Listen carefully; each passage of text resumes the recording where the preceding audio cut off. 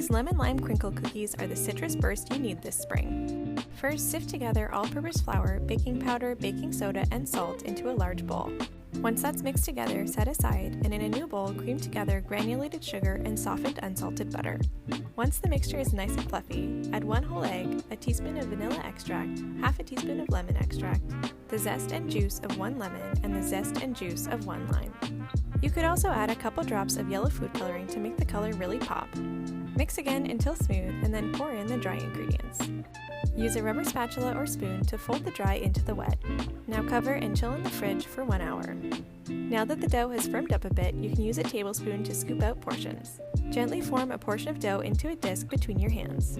Now generously cover it in powdered sugar, tapping off some of the excess. Transfer to a greased and lined baking sheet and bake at 350 for 12 to 15 minutes.